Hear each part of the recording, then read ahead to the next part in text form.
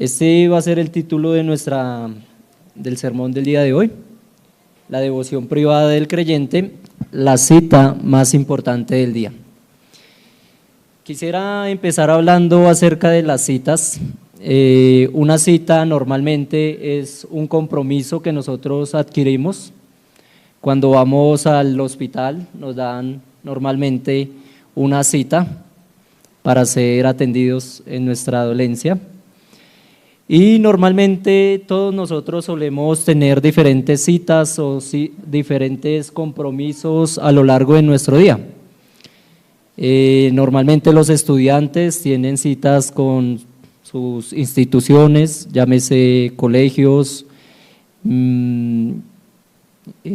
universidades, llámese SENA, etcétera. Tienen una cita donde ellos tienen que asistir. Los padres o los trabajadores también tienen citas con sus empleos a diario. Sus lugares de empleo los necesitan y tienen un compromiso, un acuerdo de que ellos lleguen día tras día. Incluso las amas de casa también, con sus quehaceres, con las atenciones con sus padres, con sus esposos, con sus hijos, etcétera. Y así todos nosotros en algún sentido tenemos citas, tenemos compromisos. Incluso aquellas personas que de pronto estén desligados de cualquier compromiso formal, tienen citas con ellos mismos, ¿sí? Normalmente uno come 3 veces al día, eso es una cita que todos cumplimos. Así que en todos los casos todos tenemos algunas citas que cumplir a diario. Y en ese mismo sentido, nosotros como creyentes tenemos una cita, tenemos un compromiso diario en la presencia del Señor. Nosotros con el Señor. Ese es un compromiso que se infiere de las palabras que nuestro hermano nos acaba de leer y se infiere también por la lectura que es diario. Si prestamos atención o si conocemos el contenido del Padre Nuestro, nos podemos dar cuenta que allí dice: el pan nuestro de cada día, dánoslo hoy. Entonces, de pronto si dijera el pan de la semana, dánoslo hoy, pues nos haría pensar de que debemos acercarnos a la presencia del Señor una vez a la semana. O así si estuviera el pan de la quincena, el pan de la mensualidad, pero la Escritura que nos dice: el pan nuestro de cada día, dánoslo hoy. Lo que infiere el texto que el Señor nos llama a su presencia cada día de la semana, todos los días, en una intimidad personal, el creyente con Dios. Por eso, si ustedes pueden ver el título, le he colocado la devoción privada del creyente, la cita más importante del día. Y es mi oración de que al finalizar este sermón, todos seamos motivados a considerar precisamente esta cita como la cita más importante. Para que faltemos a nuestros trabajos, debe ser por un caso especial, o los estudiantes a su colegio también, pero para esta cita no debería haber una excepción, debería ser la cita más importante de nuestros días. ¿Y cuál es el problema en medio de esta responsabilidad, sabiendo que pues de pronto puede ser tan claro para nosotros que debemos presentarnos ante la presencia del Señor todos los días? El problema es que todavía somos nosotros muy torpes, diría de alguna manera, todavía somos demasiado necios como para nosotros estar negociando nuestros tiempos de intimidad con el Señor. Aún tenemos en tan poco que al que vamos a encontrar es al Dios creador del universo y con quien vamos a hablar es el que cuida nuestras almas. Aún la lucha contra nuestro pecado nos hace olvidarnos de estas cosas y solemos ver este tiempo como algo opcional en muchos casos. Es por eso necesario que nosotros seamos recordados en esta instrucción que nos da nuestro Señor, y mientras estemos en este mundo luchemos para que esa cita no se vuelva secundaria, sino que siga siendo de prioridad, de mayor prioridad. Reconocer que nuestro Señor Jesucristo pagó por nuestras vidas, y esto demanda de que todo nuestro ser esté principalmente comprometido con el Señor. Así que recapitulando un poco lo que ya he dicho, el día de hoy vamos a estar meditando en un tema muy importante para nuestro crecimiento personal. Se trata de la devoción privada del creyente, como me estaba refiriendo hace un momento, y haciendo énfasis en que es la cita más importante de nuestro día. No sé si usted ha tenido una cita importante. Normalmente alistamos el lugar, alistamos la vestimenta, alistamos de pronto las palabras que vamos a decir, nos preparamos de antemano, incluso ponemos en muchas ocasiones alarmas para no olvidarnos de aquella cita, y de esa manera también debería ser nuestros encuentros diarios con el Señor.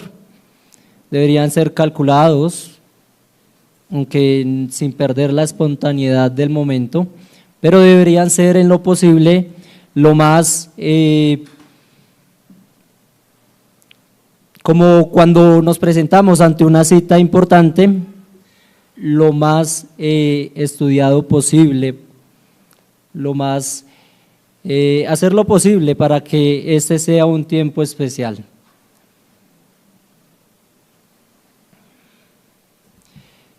Quiero empezar diciendo algo, poniendo un principio general en cuanto a esto, y es que el creyente adora a Dios y lo reverencia, lo sirve en todo lo que hace en toda su vida, ¿sí? El creyente adora a Dios en su trabajo, adora a Dios con su estudio, adora a Dios con sus responsabilidades, con su descanso. La Escritura nos dice en 1 Corintios 10:31 que si comemos o si bebemos, lo hagamos para la gloria del Señor. Este es un principio que no quiero que perdamos de vista cuando vayamos a hablar de la intimidad privada con el Señor. Nosotros adoramos a Dios en todo momento, con todo lo que hacemos. Todo momento, con todo lo que hacemos. Y hago esta aclaración porque muchas veces nosotros caemos en el error de dividir nuestras vidas devocionales. Entonces, cuando hablamos de la vida devocional privada, solemos pensar que tenemos un tiempo para adorar a Dios, pero el resto de mi vida, el resto del día, puedo vivirlo a mi antojo. Esto es un error, como ya les mencioné. El creyente adora a Dios con lo que hace. Todo lo que hace lo hace con el propósito de glorificar a Dios. Ahora sí quisiera pasar a nuestro tema en específico. Espero que el punto anterior haya quedado aclarado. Y vamos a ir, por favor, a Mateo 6, el Evangelio de Mateo, capítulo 6.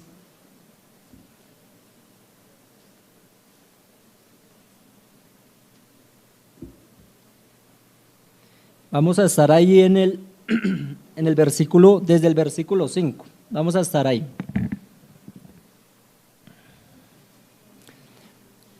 Versículos 5 y 6 lo leo para ustedes. Y cuando ores, no seas como los hipócritas, porque ellos aman el orar en pie en las sinagogas y en las esquinas de las calles para ser vistos de los hombres. De cierto os digo que ya tienen su recompensa. Mas tú, cuando ores, entra en tu aposento y cerrada la puerta, ora a tu Padre que está en lo secreto, y tu Padre que ve en lo secreto te recompensará en público. En estos dos versículos nuestro Señor nos está refiriendo precisamente lo que les estoy diciendo, que debe haber un tiempo particular en el cual nosotros entremos en la intimidad con Él. Le está hablando al creyente, por supuesto, y le está hablando acerca de un momento particular. Conocer estos dos principios, el que le dije ahorita, que adoramos a Dios con toda la amplitud de nuestra vida, pero que también existe un momento particular de ellas donde debemos hacerlo de una forma especial, buscarlo en oración, en intimidad, nos debe poner en la balanza, poner en el medio para no irnos a ningún extremo. Como dije ahorita, no podemos hacer de nuestro tiempo devocional nuestra única devoción del día o nuestra única forma de agradar a Dios y desligarlo de las demás áreas de nuestra vida, pero tampoco podemos ignorar este tiempo específico en la presencia del Señor. Son complementarios, van correlacionados y los dos funcionan juntos en la vida de los creyentes. Hay muchos que se excusan de fallar a un tiempo particular de devoción con la excusa y el pretexto de decir, es que yo adoro a Dios con todo lo que hago. Yo estoy en mi trabajo y yo adoro al Señor allí. Yo no tengo por qué ir a mi cuarto y encerrarme allí porque eso es de religiosos, dicen algunos. Por eso es necesario reconocer que nuestro Señor incluso nos llama a un tiempo privado de oración, de intimidad con Él. Otros, como les dije ahorita, dividen su piedad y lo sectorizan simplemente a ese tiempo en específico. Estos dos extremos son malos y el equilibrio bíblico nos va a poner en el medio. Somos adoradores de Dios con todo lo que hacemos, pero tenemos el privilegio, más allá de la responsabilidad, de presentarnos ante nuestro Dios en un momento íntimo y crecer personalmente de parte de Él.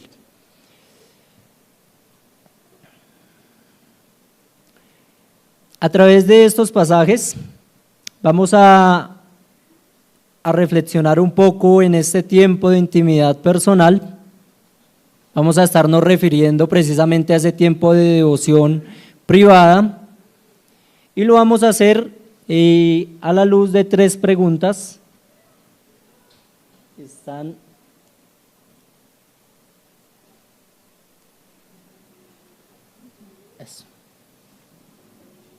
Este será nuestro bosquejo también y vamos a ir respondiendo a estas 3 preguntas a lo largo de este sermón.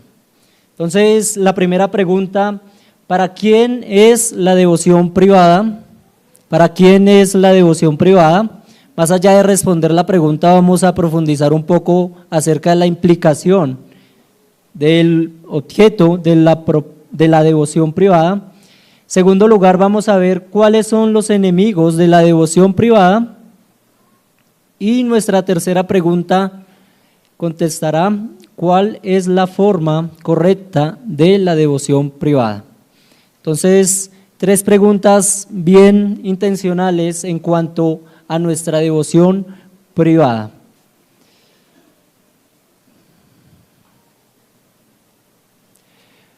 Antes de entrar en materia, quisiera hablar un poco acerca del contexto de esta parte de la enseñanza de nuestro Señor. En esta ocasión, en el contexto más inmediato, nuestro Señor está refiriendo la verdadera religiosidad del creyente, la verdadera práctica del creyente. Nuestro Señor trae 3 costumbres o 3 prácticas de los religiosos de la época: las limosnas, la oración y el ayuno. Y nuestro Señor Jesucristo, en el versículo 1 del capítulo 6, dice: guardaos de hacer vuestra justicia delante de los hombres, para ser vistos de ellos. De otra manera, no tendréis recompensa de vuestro Padre que está en los cielos. Así que ese es el contexto en el que nuestro Señor nos va a enseñar acerca de la oración y de dónde vamos a ver precisamente ese principio de la oración privada con el Señor. Ese va a ser el contexto.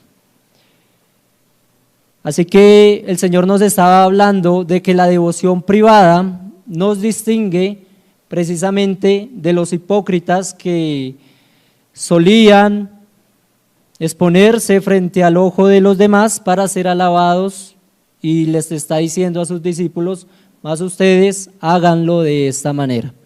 Ahí entra nuestro pasaje, ahí entra nuestra enseñanza acerca de la devoción privada que el Señor demanda de nosotros.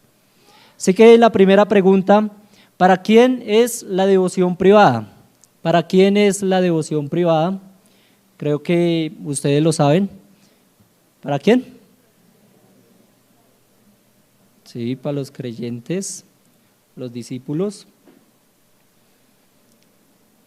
Miremos el versículo 5 del capítulo 6.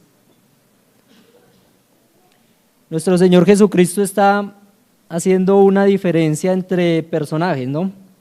Y cuando ores, no seas como los hipócritas, porque ellos aman el orar en pie. Entonces está delimitando su aplicación. Y el versículo 7 dice: orando, no uséis de vanas repeticiones como los gentiles. Entonces nuestro Señor Jesucristo está sacando de la ecuación a dos grupos, ¿no? Los hipócritas y los gentiles. Normalmente el Sermón del Monte se está dirigiendo a tres personas específicas: es a sus discípulos, a los fariseos, que los pone casi siempre de mal ejemplo, y los gentiles. Vayamos al capítulo 1 y vamos a ver allí el inicio del Sermón del Monte. Dice capítulo 5, versículo 1, dice: viniendo la multitud, subió al monte, y sentándose, vinieron a él sus discípulos, y abriendo su boca les enseñaba diciendo. Así que esta enseñanza va principalmente para los discípulos del Señor. Muchos ven el Sermón del Monte como el gran testamento del rey, como el gran mandato del rey, siendo el rey nuestro Señor Jesucristo, siendo nosotros los creyentes sus habitantes, los habitantes de su reino. Entonces, principalmente reconozcamos que estas palabras van dirigidas, esta enseñanza va dirigida a sus discípulos. Sus discípulos recibieron esta enseñanza donde el Señor les está advirtiendo de no ser como los fariseos, tampoco ser como los gentiles, y les está dando esta instrucción específica. Ahora, esta enseñanza se le dirigió principalmente a sus 12 discípulos representados y a los que habían creído en él, pero ya conocemos más adelante el capítulo 28, nuestro Señor, antes de ascender a los cielos, manda a estos creyentes que prediquen en las naciones y hagan discípulos de todas estas, bautizándolos en el nombre del Padre, del Hijo y del Espíritu Santo. Así que por inferencia esta enseñanza va principalmente a esta audiencia específica, pero también a todo aquel que ha creído en el Señor Jesucristo. Entonces, si has creído en Jesucristo como tu Señor y tu Salvador, Jesucristo es tu Maestro y tú eres un discípulo de Jesucristo. Y respondiendo a la pregunta, la devoción privada es para ti. Todo esto para decirles esa simplicitud, Podría parecer algo muy simple, sin embargo, es algo que nos ayuda a reflexionar acerca del carácter de nuestra salvación. Si nosotros verdaderamente somos sus discípulos, el Señor infiere que tendremos comunión personal con Él. El Señor nos está demandando comunión personal con Él. Nosotros sabemos que la salvación es un acto del Señor. El Señor allá en su trono soberano es que decreta: tú eres salvo, y ese propósito nació en Él. Pero nuestro Señor nos ha invitado siempre a mirar el fruto de esa salvación. Incluso Él mismo nos dijo: por sus frutos los conoceréis. Entonces la devoción privada, esa intimidad privada que nosotros tenemos con el Señor, es una manifestación precisamente que hemos sido acercados por el Señor. Eso es muy importante para nosotros. El estado natural del hombre es de separación con Dios. El hombre en su estado natural no quiere a Dios, aborrece todo lo que tenga forma de Dios, está lejos de Dios, y la sentencia de Dios está efectivamente sobre su cabeza. Ser creyente significa que Jesucristo estrechó esa distancia y ahora los que estaban lejos y eran enemigos son amigos. Antes de Cristo nosotros éramos enemigos de Dios y esa enemistad se veía reflejada en que andábamos lejos de Él. Y lo contrario en este caso es cierto también. Ahora que somos hijos de Dios y estamos en Cristo, estamos reconciliados con el Padre. Eso se ve reflejado o se debería haber reflejado en nuestra intimidad con el Señor, nuestro caminar con el Señor. Así que la pregunta para todos es si tenemos devoción con el Señor, si tenemos comunión personal con el Señor. Esto dice mucho de nuestro estado espiritual.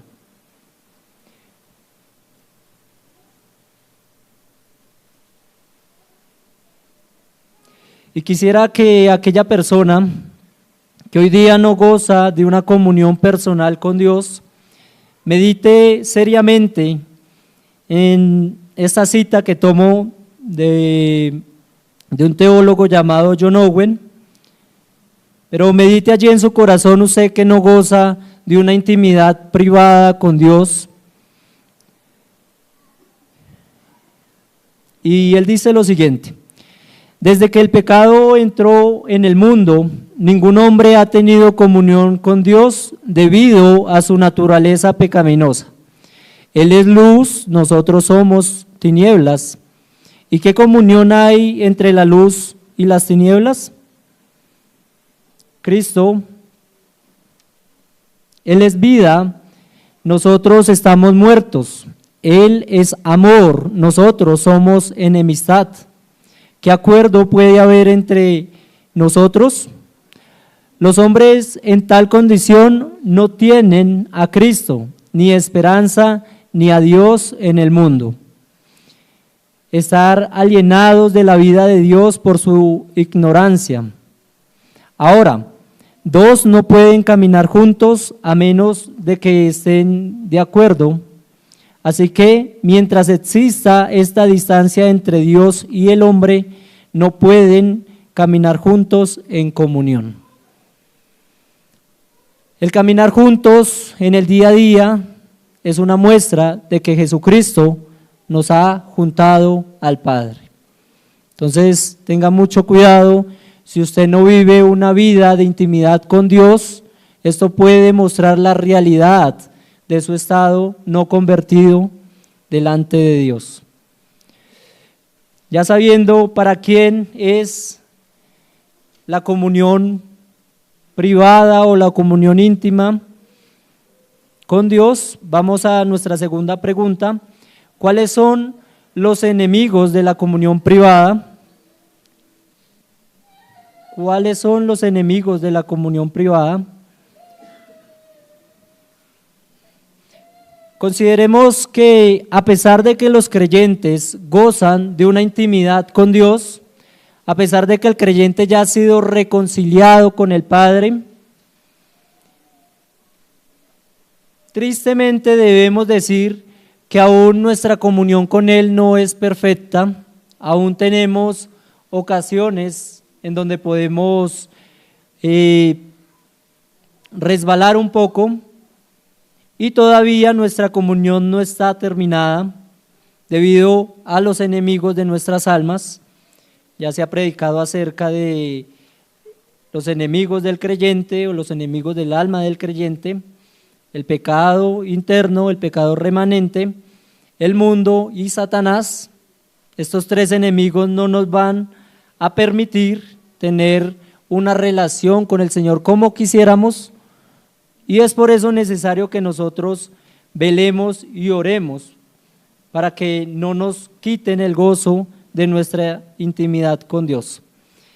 Sin embargo, nuestro Señor Jesucristo presenta en esta ocasión dos enemigos particulares de la devoción cristiana, de nuestra devoción íntima. El uno es la hipocresía y el otro es la repetición religiosa. La hipocresía y la repetición religiosa son los dos enemigos que nuestro Señor nos muestra aquí en este pasaje. Y contra ellos, por supuesto, la idea es que nosotros debemos velar para no rifar o para no negociar nuestra intimidad personal con Dios. En primer lugar está la hipocresía. La hipocresía hace referencia a la falsedad. El término hipocresía se utilizaba para designar aquel actor, aquel que se ponía una máscara y hacía el papel de alguien más, es decir, mostraba una apariencia que no era. Y nuestro Señor Jesucristo en el versículo 5 los condena diciendo: cuando ores, no seas como los hipócritas, porque ellos aman el orar en pie en las sinagogas y en las esquinas de las calles para ser vistos de los hombres. De cierto os digo que ya tienen su recompensa. Entonces nuestro Señor Jesucristo aquí nos está previniendo precisamente de la hipocresía. Recordemos que nos está hablando a los discípulos y a ellos les está diciendo: no sean como los hipócritas. En ese sentido podemos ver que los discípulos podían ser tentados a imitar la práctica de los hipócritas, si no nuestro Señor Jesucristo no estaría dando esta advertencia. Se cree casi con toda seguridad de que el Señor está haciendo referencia aquí de los escribas y los fariseos. Vayamos un momento al capítulo 23, 29 de Mateo, no existe, capítulo 23.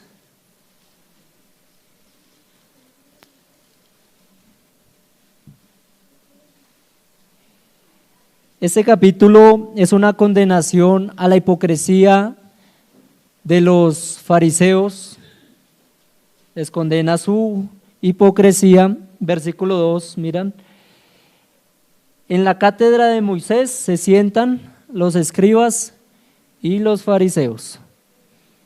Y si usted lee todo el capítulo, es una constante acusación contra la hipocresía de estos. Miremos específicamente el versículo 14,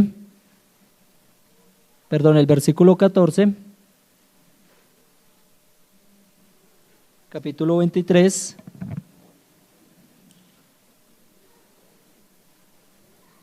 Ay de vosotros, escribas y fariseos, hipócritas, porque devoráis las casas de las viudas y como pretexto hacéis largas oraciones, por esto recibiréis mayor condenación. Entonces nuestro Señor Jesucristo está diciéndole a los apóstoles que se cuiden de la hipocresía de estos fariseos que hacían sus oraciones solamente para cautivar a la audiencia que los escuchaba. Y vayamos a una ilustración que nuestro Señor mismo nos da en el Evangelio de Lucas, capítulo 18.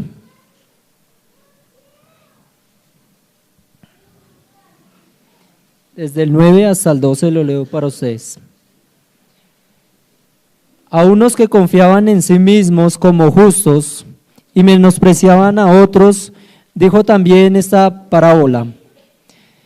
2 hombres subieron al templo a orar, uno era fariseo y el otro publicano. El fariseo, puesto en pie, oraba consigo mismo de esta manera: Dios, te doy gracias porque no soy como los otros hombres, ladrones, injustos, adúlteros, ni aun como este publicano. Ayuno 2 veces a la semana, doy diezmos de todo lo que gano. Mas el publicano, estando lejos, no quería ni aun alzar los ojos al cielo, sino que se golpeaba el pecho diciendo: Dios, sé propicio a mí, pecador. Así que tenemos una parábola contada por nuestro Señor, precisamente en este caso, hablando acerca de la conducta de los fariseos, a la que nos llama a tener cuidado y no imitar. En el versículo 5, y cuando ores no seas como los hipócritas, porque ellos aman el orar en pie en las sinagogas y en las esquinas de las calles para ser vistos de los hombres. De cierto os digo que ya tienen su recompensa. Cabe aclarar que el Señor no está prohibiendo las oraciones públicas en este versículo. El Señor no está prohibiendo que nosotros oremos públicamente. Incluso lo demanda en diferentes partes de la Escritura. Está condenando la actitud hipócrita de orar con un corazón que anhela recibir respuestas del hombre y no recibir respuestas de Dios. Asimismo, nuestro Señor Jesucristo pasa a decir cómo nosotros nos cuidamos de esta práctica, y ahí viene el versículo 6, mas tú cuando ores, entra en tu aposento y cerrada la puerta, ora a tu Padre que está en secreto, y tu Padre que ve en lo secreto te recompensará en público. Este pasaje, más que llamarnos a una comunión privada, como les dije, diaria con el Señor, no se limita a eso, sino que nos muestra una actitud de nuestro corazón. La intimidad con Dios debe ser una actitud que tengamos al orar, ya sea en privado o ya sea en público. Es decir, que no se refiere solamente a que tengamos que hacer oraciones en la intimidad, sino que debemos tener un corazón de intimidad con Dios. En la oración le estamos hablando a Dios. En la oración no estamos hablando con los hombres, no estamos y de pronto llamando la atención de algunos, estamos hablando con el Señor.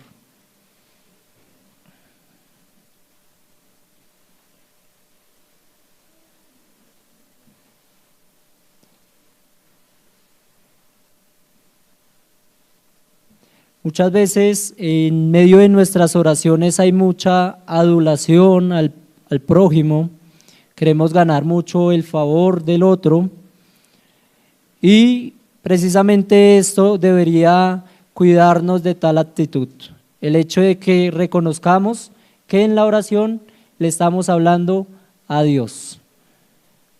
Contaba una anécdota algún siervo del Señor que en cierta ocasión fue Jonathan Edwards o iba a ir Jonathan Edwards a predicar un sermón, y el que oró por él le pensó que no había ido. El hombre como que dio una excusa porque no iba a asistir. Entonces el hombre que iba a orar por él empezó a decir que lástima que él no hubiera podido estar. Y cuando abrió los ojos se llevó la sorpresa de que Jonathan Edwards sí había estaba ahí. Y este se sorprendió y le dijo, si yo supiera que hubieras estado, mi oración hubiera sido distinta.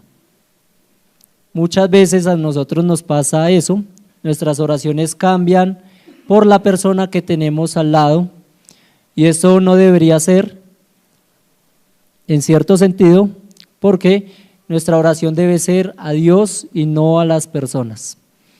Entonces sí van a cambiar las palabras tal vez, pero no esa intención de nosotros estar hablando con el Señor. Y obviamente aplicamos principalmente esto, tomando un poco más literal estas palabras, a nuestro tiempo de devoción privada con el Señor. Si nosotros solemos tener solamente actos religiosos presencialmente, públicamente, nuestra religión parecería mucho a la de los escribas y los fariseos, una religión de forma externa, una religión simplemente de obras muertas, superficiales, y no una oración interna, no una devoción interna de nuestro corazón. Así que es importante que nosotros reconozcamos esta parte, esta prevención que nuestro Señor nos hace. Y en segundo lugar, nuestro Señor nos habla acerca de las repeticiones en las oraciones. Miremos el versículo 7. Y orando, no uséis vanas repeticiones como los gentiles, que piensan que por su palabrería serán oídos. Mateo 6, versículo 7. Entonces nuestro Señor en esta ocasión pasa a prevenirnos acerca de las repeticiones, nos manda a no hacer repeticiones pensando que por esto nosotros seremos oídos.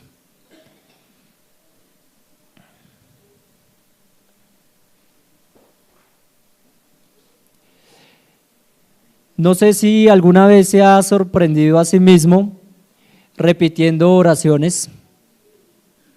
A veces yo creo que pasa con más frecuencia de la que quisiéramos reconocer. Nuestras oraciones se vuelven muy repetitivas, nuestras oraciones se vuelven muy formalistas y solemos tener un principio, un nudo y un desenlace. Entonces, como que adoptamos una forma y nos quedamos en esa. Eso sería un ejemplo de cómo nosotros mismos podemos caer en esas prácticas. Y nuestro Señor Jesucristo en el versículo 8 nos dice cómo nosotros nos cuidamos de estas repeticiones. Dice, no os hagáis pues semejantes a ellos, porque vuestro Padre sabe de qué cosas tenéis necesidad antes que vosotros le pidáis. Entonces, el reconocimiento de que Dios conoce nuestra necesidad, conoce nuestra aflicción, nos va a privar precisamente de nosotros estar haciendo vanas repeticiones. Muchas veces parece que estamos informando a Dios de algo, entonces recibimos la enseñanza y queremos enseñar a Dios. Entonces, Señor, la doctrina de la salvación dice, y empezamos a hablar como si le estuviéramos enseñando a Él, pero el Señor lo sabe todo. Él lo que quiere es que nosotros abramos nuestro corazón a su presencia y como un niño pedirle las cosas que necesitamos a nuestros padres. Porque muchos podrían decir, bueno, pero si Él sabe lo que necesitamos, ¿qué necesidad tenemos de orar? ¿Para qué le pedimos si Él ya sabe lo que necesitamos? Eso diría un hipercalvinista, ¿no? No tengo necesidad de orar porque ya todo está establecido y Él conoce todo de antemano, pero Él quiere que nosotros dependamos completamente de Él. Por eso nos llama precisamente a la oración, para que nosotros dejemos de depender de nuestras fuerzas y confiemos en su poder absoluto y en sus promesas, en su palabra. Así que en conclusión debemos cuidarnos tanto de la hipocresía como de las repeticiones vanas de estos dos enemigos que van a estar intentando frustrar nuestra vida devocional. Esto de manera negativa, de cómo debemos cuidar nuestra comunión privada con el Señor, y de forma positiva vamos a ver nuestra tercera pregunta: ¿cuál es la forma correcta de la devoción privada? ¿Cuál es la forma correcta de la devoción privada? Nuestro Señor Jesucristo prosigue y aquí es donde tenemos nosotros el Padre Nuestro. El Padre Nuestro, que ha sido llamado así, es la oración que nuestro Señor Jesucristo instituyó como modelo, no para que nosotros la repitamos. Hay muchos católicos que toman esa parte y la repiten y la repiten y la repiten, como que no leyeron el pasaje anterior, que no usemos vanas repeticiones. Entonces el Señor acá no pretende ponernos una oración para que nosotros caigamos en el error que Él está condenando. Pero sí nos muestra, nos dirige en cuál debe ser la prioridad de nuestra oración y también el orden de nuestras peticiones a nuestro Dios. Voy a dar algunos elementos de la devoción privada, elementos que encontramos en esta parte. Primer elemento es la privacidad, ¿sí? Cerrado en tu cuarto, ora a tu Padre que está en lo secreto. Nuestro Señor Jesucristo fue el que nos dio ejemplo de esto. Él constantemente se apartaba de las multitudes a tener comunión con el Padre. Así que el primer elemento que dejaré para nuestra comunión privada es la privacidad. La privacidad, la palabra y la oración. La privacidad, la palabra y la oración. A veces tenemos que ser un poco recursivos en cuanto a la privacidad, ¿sí? A veces no tenemos los tiempos que quisiéramos a solas, pero nuestro Señor, como refería ahorita, Él tenía mucho público a su alrededor casi siempre, y Él buscaba en las horas de la mañana aislarse. Eso puede ser un ejemplo. Incluso nuestros cuartos, si ya es la última opción, si no tenemos espacio a solas, pues cerramos los ojos y estamos en la intimidad con Dios. De alguna manera tenemos que ser recursivos para tener la privacidad con nuestro Señor.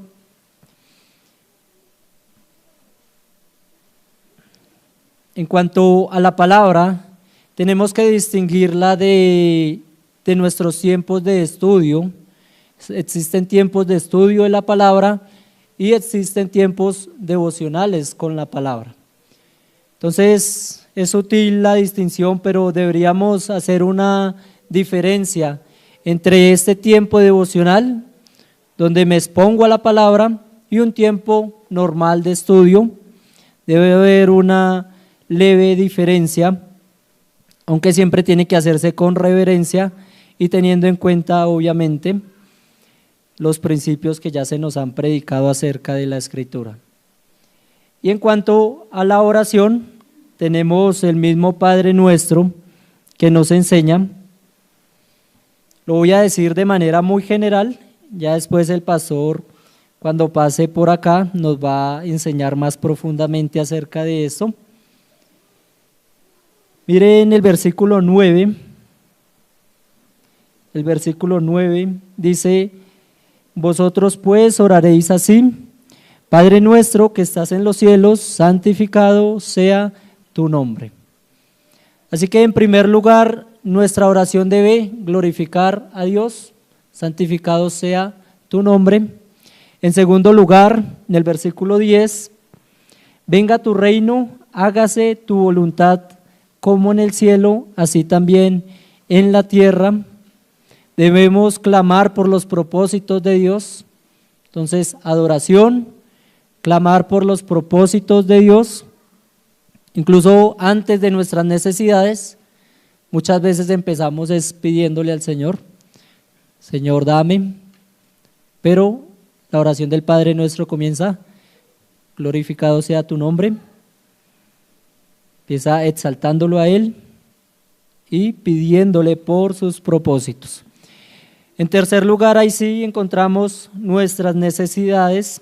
Nuestro Señor tiene cuidado de nosotros y el Padre nuestro nos demuestra en el versículo 11, el pan nuestro de cada día, dánoslo hoy, nuestras necesidades físicas. Versículo 12, y perdónanos nuestras deudas como también nosotros perdonamos a nuestros deudores. Necesidad de perdón. Y el versículo 13, y no nos metas en tentación, mas líbranos del mal, porque tuyo es el reino y el poder y la gloria por todos los siglos. Esta es la petición por protección. Así que, mis hermanos, nosotros tenemos necesidad diaria de todas estas cosas. Necesitamos glorificar al Señor, necesitamos pedirle por el avance de sus propósitos y necesitamos clamarle por nuestras necesidades particulares. Y precisamente ese es el tiempo devocional. Espero que todos los creyentes estén familiarizados con esto. Es un tiempo donde vamos a la presencia del Señor, como lo hablábamos, en intimidad, con su palabra y en oración. Simplemente es ese tiempo, cada quien lo determina conforme a sus tiempos, pero obviamente pues se pretende que no sea un tiempo pues tan superficial. Y en cuanto a la forma de cómo hacer esto, la Escritura nos presenta muchos ejemplos de creyentes que oraron al Señor de pie, que oraron al Señor arrodillados, con el rostro en tierra, etcétera, en diferentes maneras. Y la intimidad personal nos da a nosotros la libertad de buscar la mejor forma de nosotros estar dispuestos y reverentes en la presencia del Señor. Así que allí en la intimidad tú puedes buscar la manera como estás más dispuestos. Hay personas que si se arrodillan se quedan dormidas, entonces pueden hacer su devocional de pie, pueden leer la palabra de pie, orar de pie, incluso sentados, pero todo lo que nos permita estar más dispuestos y disponibles en la presencia del Señor. Así que, como para ir concluyendo, podemos contestar nuestras preguntas dirigiéndonos hacia la importancia de tener este tiempo a diario. La devoción privada es para los discípulos de Cristo, por cuanto se espera que nosotros nos ejercitemos en ella. Que nosotros, sus discípulos, nos ejercitemos en ella. En segundo lugar, preguntábamos cuáles son los enemigos de la devoción privada, y podemos decir que la devoción personal hace diferencia entre el hipócrita y el religioso, que simplemente hace repeticiones delante de Dios. Entonces, la relación estrecha, privada, personal, hace la diferencia entre esto. Y en tercer lugar, solamente mediante una práctica continua y disciplinada podremos ejercitarnos en nuestra devoción privada. Entonces, muchas veces llegamos a la presencia del Señor y como que nos sentimos incómodos, como que no estamos en un lugar afines, y es precisamente esto. La relación se construye porque el Señor también lo aprendemos a conocer, aprendemos a confiar en Él, y en ese caminar nosotros vamos a ir estrechando los lazos con el Señor. Entonces, en la práctica, como dicen, se hace al maestro. Así que, mis hermanos, que estos tres principios nos puedan motivar a buscar al Señor en nuestra intimidad diaria, nos pueda motivar a ver nuestros devocionales personales como una cita, y no como cualquier cita, sino como la cita más importante de nuestros días. Decían que Lutero pasaba muchas horas en la presencia del Señor antes de empezar con todas sus ocupaciones, y cuando tenía más ocupaciones durante el día, decía que tenía que orar más. Entonces, sigamos esos ejemplos, vayamos al Señor, reconozcamos que necesitamos de Él todos los días, por eso todos los días debemos presentarnos delante de su presencia. Y antes de terminar en oración, quisiera dirigir unas breves palabras para aquellas personas que nos puedan acompañar por primera vez. Y quiero decirles que antes que una persona quiera o pretenda tener comunión con Dios, debe hacer dos cosas particulares que estos discípulos a los que el Señor les está diciendo esta enseñanza tenían. Vayan conmigo al capítulo 5, versículo 17. Perdón. 4:17. Versículo 4, versículo 17. Desde entonces comenzó Jesús a predicar y a decir: arrepentíos, porque el reino de los cielos se ha acercado. Y es la invitación a la que los llamamos el día de hoy.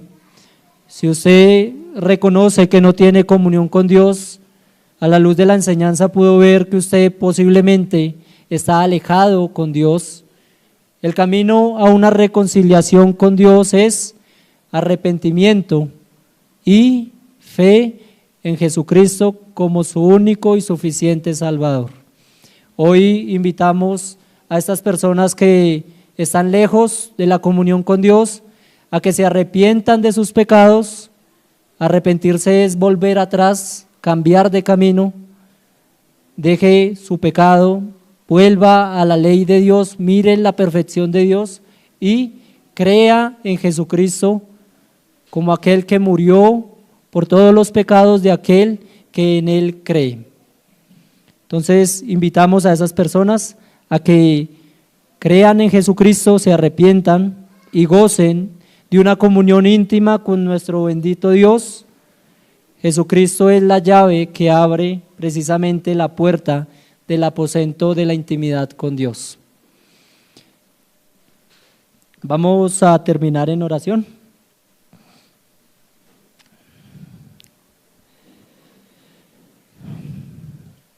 Padre, te damos gracias por tu santa palabra y te queremos pedir perdón, Señor, por nuestra negligencia frente a este gran privilegio que tú nos has dado. Es una gran bendición el poder tener intimidad con el Creador. Y Señor, muchas veces nos descuidamos en ese deber y en ese privilegio. Perdónanos, Señor, y ayúdanos a ver tu presencia como algo deleitable, Señor. Ayúdanos a deleitarnos con tu presencia, Señor.